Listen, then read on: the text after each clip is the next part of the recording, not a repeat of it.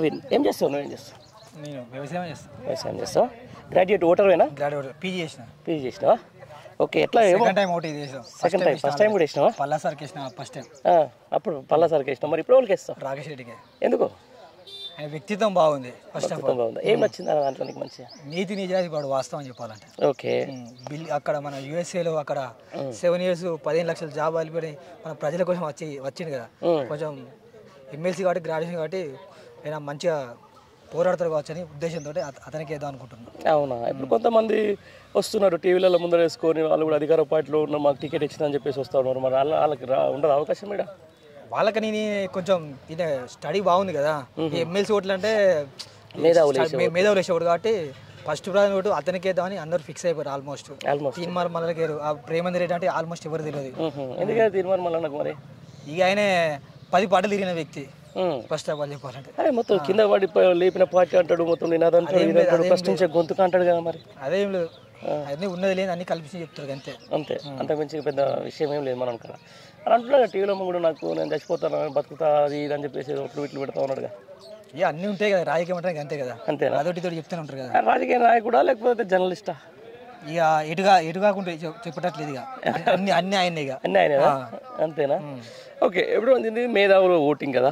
ఇప్పుడు ఎట్లా అంటే ఇప్పుడు వేరే పార్టీల నుంచి వస్తుంటే జనాలకు సంబంధించిన దాంట్లో నిజాయితీ కావాలా, లేకపోతే ఇట్లా ఎట్లా పడితే అట్లా టీవీలో ముందు మాట్లాడుతూ కావాలా? నీతి నిజాయితీ ఉండాలి ఫస్ట్ ఆఫ్ ఆల్ ఒకటి ఓటర్కు. అందులో మేధావులు ఏమంటారు మరి లాస్ట్కు? ఎలా ప్రజలు మీ గ్రాడ్యుయేట్స్ అంతా ఇక్కడ ప్రాంత గ్రాడ్యుయేట్స్ ఆల్మోస్ట్ 90% రాకెట్కి వేద్దామని ఫిక్స్ అయిపోయారు. ఆల్రెడీ మైండ్లలో తిరుగుతుంది, రన్ అవుతుంది. ఆల్మోస్ట్ రన్ అవుతుంది.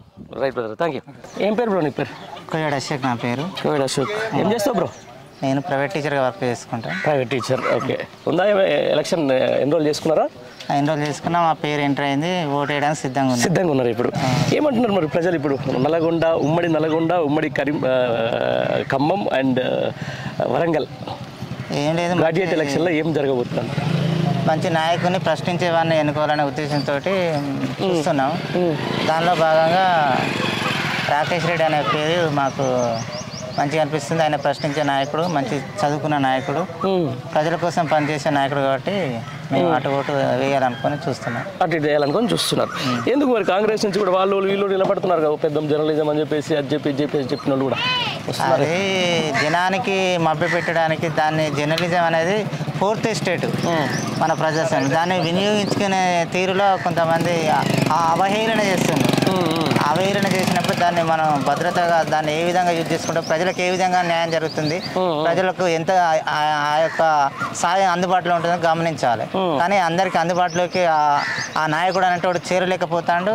అవినీతి కానీ అలాంటి సంఘటనలు, ప్రజలను బెదిరించడం అలాంటివి జరుగుతున్నాయి. కానీ వివిధ పార్టీలకు జాయిన్ అయినప్పుడు ఈ పార్టీతో ఆ పార్టీతో సపోర్ట్ ఉండి ప్రజలకి వెళ్ళకుండా ప్రజలను మభ్య పెట్టుకుంటే అట్లా యూట్యూబ్ అని అట్లా మోసం చేయడం మంచి పద్ధతి కాదు. అంతే, మంచి పద్ధతి కాదు. ఎవరికి ఉందంటారు గెలుపు అవకాశాలు? అయితే రాకేష్ రెడ్డికే ఉంటాయి అంటారు. మొత్తానికైతే నాకు తెలిసి రాకేష్ రెడ్డి ఆయన మంచి విద్యావేత్త, మంచి డిబేట్లో పాల్గొంటాడు, మంచి ప్రశ్నించే గొంతు, ఆయనే గెలుస్తాడనే నమ్మకం నాకు బాగుంది. Thank you. Thank you.